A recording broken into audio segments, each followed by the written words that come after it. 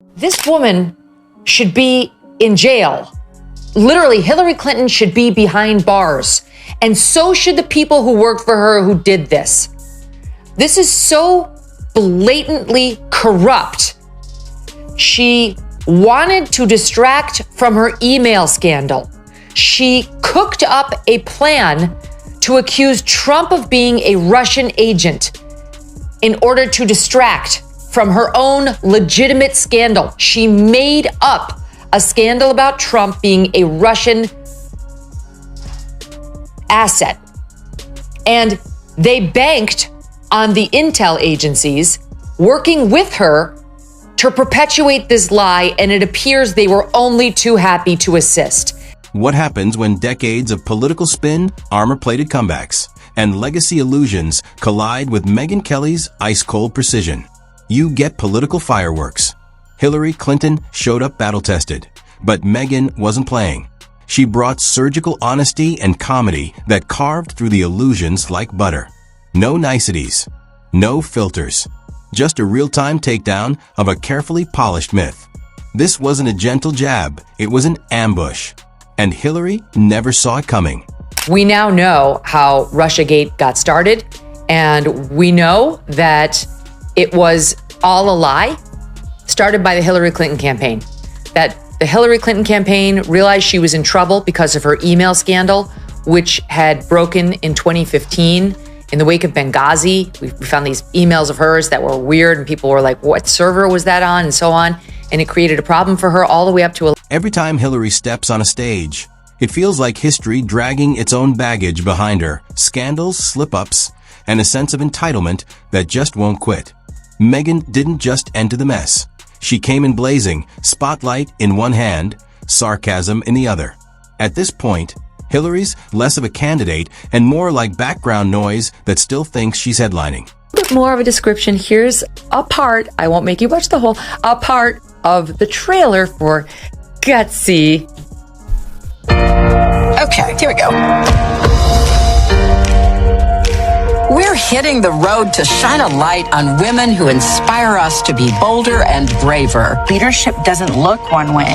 It's a giant rainbow. You're not gonna break me down. You'll get worn out before I do. Women who push us outside our comfort zone. Megyn didn't need to dig far. Hillary's resume is a minefield of mistakes, served cold with a garnish of blame shifting.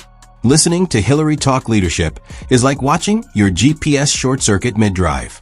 And Megyn? She's the passenger in the back seat, wondering how this woman still has a license to steer anything. So Hillary Clinton is now pretending like she did not call Donald Trump an illegitimate president when he beat her in 2016. She's expressing her horror and how indignant she is over him challenging the 2020 election results.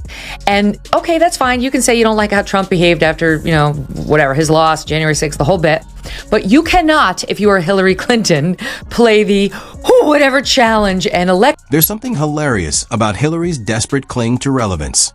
As if podcast interviews and academic panels stitched together with duct tape could substitute for a real campaign. Megyn didn't sugarcoat it. She torched the illusion and let the ashes fall.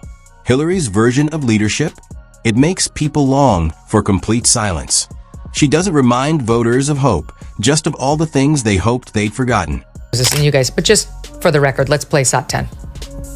I do think that he knows that he's an illegitimate president. I believe he knows he's an illegitimate president. He knows that there were a bunch of different reasons why the election turned out the way it did. And as I've been telling candidates who have come to see me, you can run the best campaign, you can even become the nominee, and you can have the election stolen from you. She's not campaigning, she's haunting.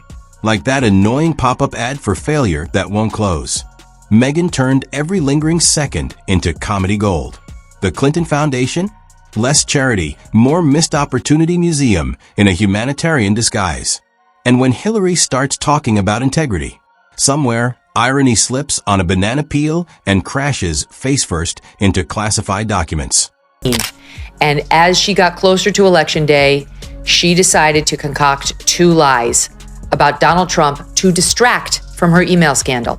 She got the Steele dossier through this Fusion GPS company that her campaign paid, and she got this group CrowdStrike, which was the one responsible for the hack into that. That's the one that said that the Russians hacked. Megyn didn't have to exaggerate. She just showed the mirror. The clown car of chaos spilled out on its own. Hillary's moral compass? A rigged slot machine that always lands on deflect. She'll burn the bridge, then deliver a TED talk about unity while waving her "Why I Should Have Won" manuscript. Megyn didn't argue. She pointed at the flames and asked, how many more times does history have to reject this before it sticks? Hillary Clinton just weighed in publicly again on why she lost. And just in case you were thinking it was because she didn't go to Wisconsin, you are wrong. It is you, women of America. It is your fault. She now sits down for an interview and decides that the reason she didn't win is American females. That they didn't like that she wasn't. Hillary clings to self-importance like it's oxygen. Every interview drips with entitlement, like the world owes her applause. Megyn didn't buy it. She shattered it like a piñata. Hillary's transparency speeches, magician tricks with footnotes, and the political body count behind her, allies, voters, whole regions. Hillary treats support like a timeshare. Megyn turned that into a stand-up bit, because nothing screams relatable like tweeting wage justice from a private jet. Hillary Clinton decided to drop an op-ed in the New York Times today that's entitled, "How much dumber will this get?" And she uses Signalgate and the messaging by Pete Hegseth and Mike Walls and JD Vance and Tulsi and others on there as the jumping off point to talk about how dumb the Trump administration is. Some highlights. She calls the Hillary changes political identities more than Netflix changes thumbnails. Progressive one week, centrist the next, feminist icon by Friday. Megyn didn't just call it out. She launched it into orbit. Hillary's rebrands are like expired products with shiny new labels. Watching her dodge blame is interpretive dance in slow mo. Megyn let it play out, then stepped in like a long-waiting critic, holding up the final scorecard. Hillary's idea of leadership? Shake the piggy bank and hope there's one coin left. Megyn didn't need to push. It collapsed on its own. Are gutsy. And in case you just need a little bit more of a description, here's a part, I won't make you watch the whole, a part of the trailer for Gutsy. Okay, here we go. We're hitting the road to shine a light on women who inspire us to be bolder and braver. Leadership doesn't look one way. It's a giant rainbow. You're not gonna. Hillary's obsession with legacy would be hilarious if it wasn't so tragic. She wants to be remembered for breaking ceilings, but she's just selling tickets to stand near the shards. Megyn poked through the glitter and found stale talking points and dusty slogans.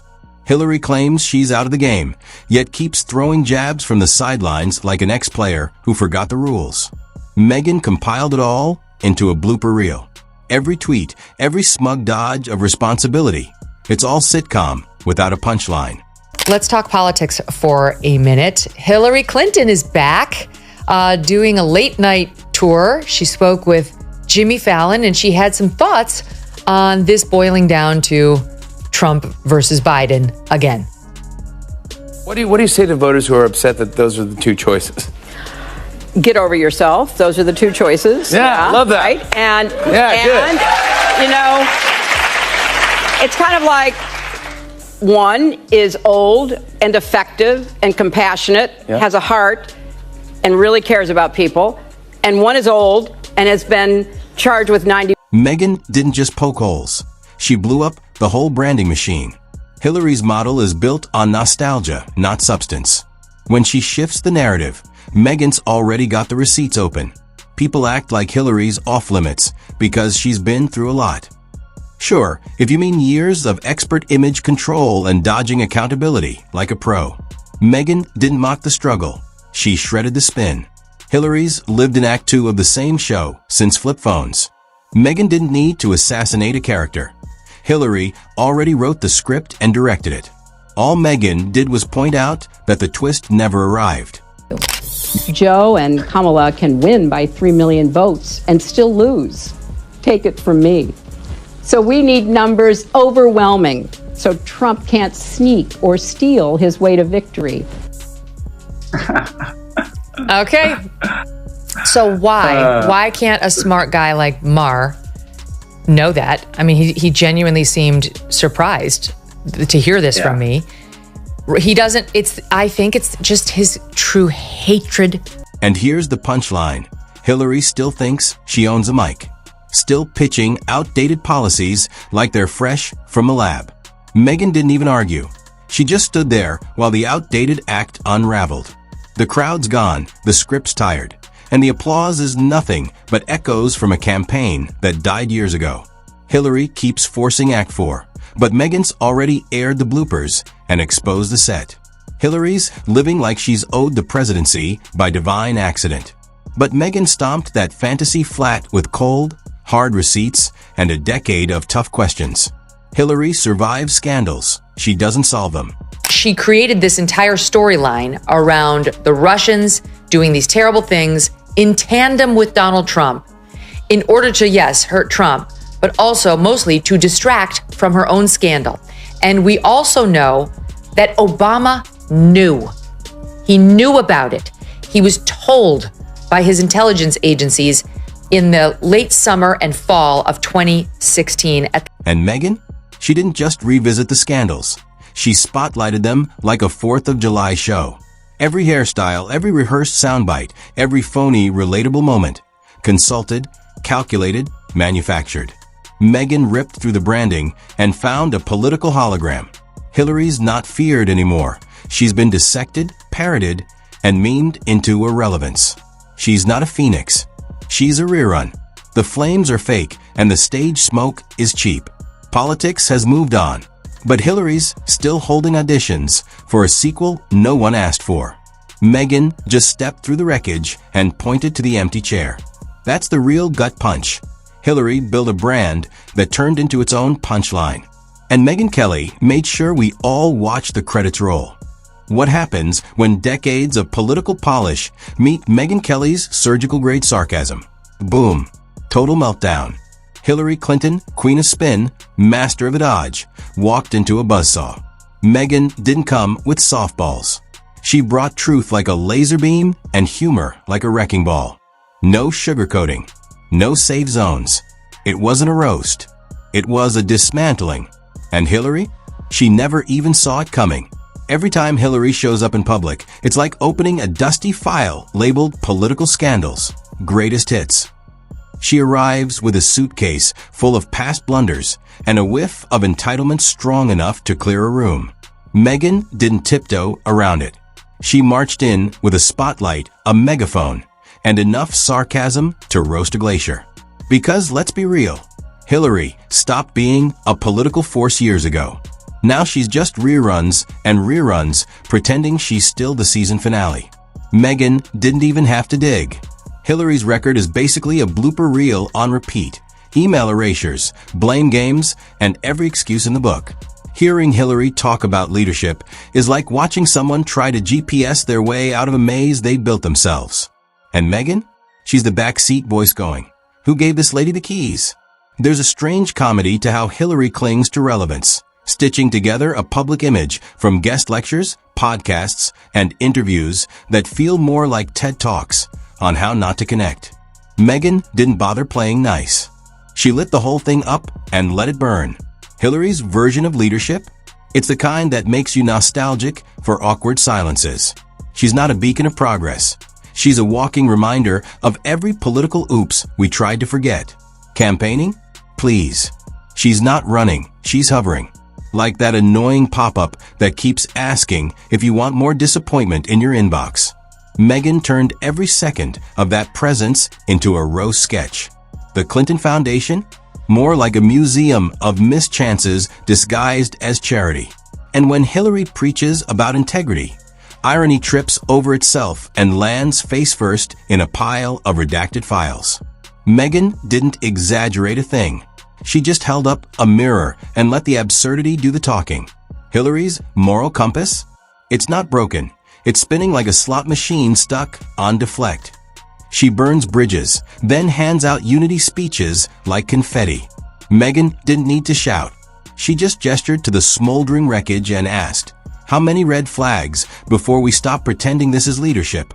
Hillary still thinks she's the final boss. But the game's outdated, the glitches are everywhere, and her only power-up is blaming the weather.